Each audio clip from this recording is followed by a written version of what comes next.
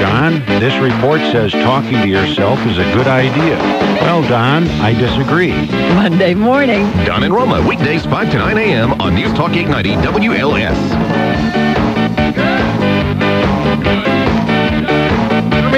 There we go. I know I wasn't hearing myself. I just said, you got to love those guys.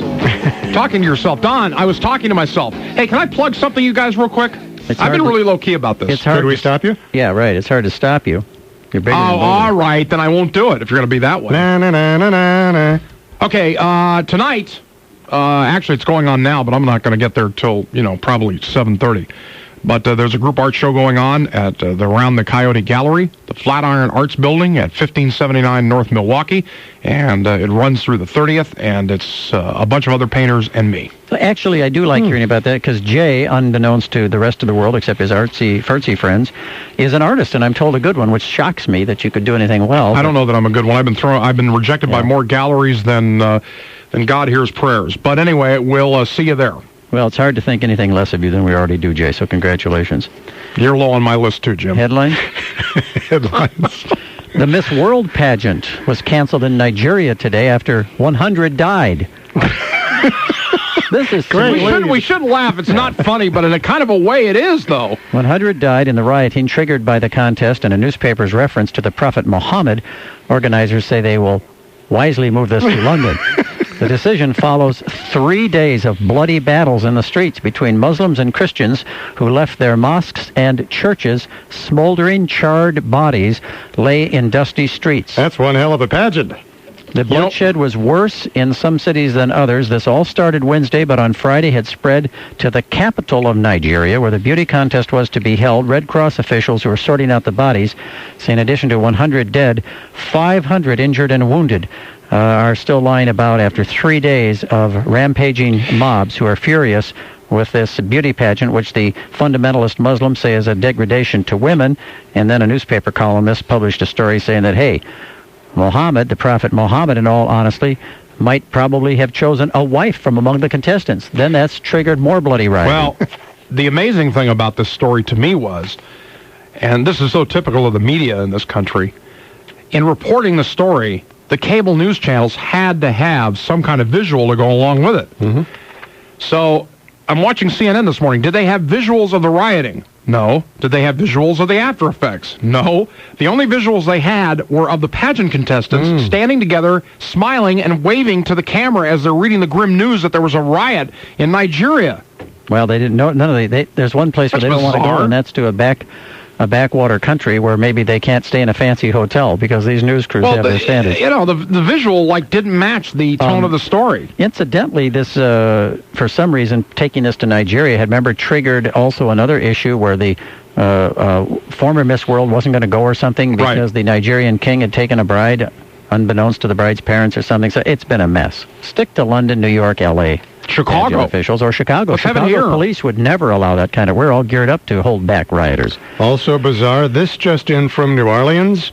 Louisiana's 197-year-old sodomy law does not discriminate against gays and lesbians.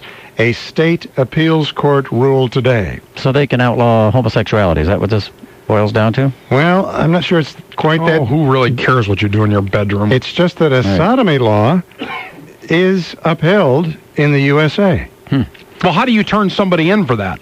How do you dial 911 and say they're breaking the law? Good question.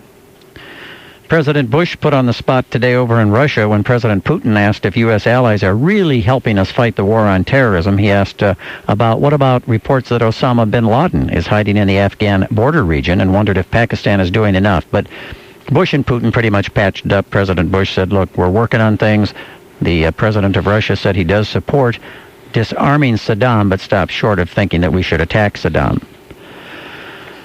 No hope for unemployment benefits this year. Nearly a million people will stop getting their checks just 3 days after Christmas. They wanted to extend these payments. The Senate and the House passed the bills last week, but they couldn't agree. It has to go back to a conference, blah, blah, blah. Make a long story short, Congress adjourned today without extending these payments. Now, these are for people who have already gone the full limit, and usually around the holidays, they do give people who are out of work an extension on that. That won't happen this year. However, They took care of themselves and let an automatic pay course. raise take effect. Of course.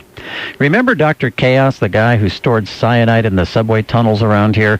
This guy seemed a bit odd. Thomas Konopka is his name, called himself Dr. Chaos for some reason. He was the fellow who was found having a sort of a lair, a stash of stuff in some of the storage rooms at the CTA underneath our city. Did not poison anyone, but it's not clear why he was gathering that stuff. He faces similar bizarre charges up in Wisconsin. Anyway, he's pled guilty. Could get 14 years. He'll be writing a book next. I should mention that despite all the worries we have about security in places like the underground of the CTA and other places, the mayor said this week that he's not worried at all about security at O'Hare and Midway. I don't care what anybody tells me. The amount of money you're spending on security, per square foot is there's more money spent at airports per square foot than I think even in the White House. Could that be? Surprisingly enough, Eileen and I, between 9 and 11, talked about airport security. We were both shocked about this. We have a lot of people who listen to us who are either on the way to the airport, coming back, traveling, a lot of business people. Most of them said that the federal screeners were doing a good job. Most people were impressed with them. And you were shocked. I was. You had low expectations for the new screeners. No. I know that it is very, very popular to be anti-government. And no matter what the government does, it's never right. Which is maybe a holdover from the whole Kennedy thing, which we were talking about earlier. Yeah. And here are people who are actually saying, hey, these folks are out there and they're trying to do a good job. I should point out that Daly's own aviation commissioner this week expressed concern that there's still no deadline for the feds to screen all of the cargo that's loaded into the belly of a commercial airliner. We talked about that a couple of days ago. Violence in the Middle East continued today, and Israeli soldiers went in to occupy West Bank city of Bethlehem, this in response to the suicide bombing in Jerusalem. The Kuwaiti police officer accused of shooting the 2 American soldiers was found and arrested in Saudi Arabia. They still don't know what this guy was up to. A judge has ruled that the woman down in Champaign who breastfed her 8-year-old son will be allowed to keep custody of the son. Hey, O.J. Simpson has been fined $130 for speeding in his powerboat down in Miami. They say he roared through what is called a no-wake zone. Maybe he was speeding to find the killer. Traffic and weather next. WLS News Time, 6:43. This report is brought to you by Midas Mufflers. This is the Navy Pier Minute, the source for information on events and entertainment at Navy Pier, Chicago's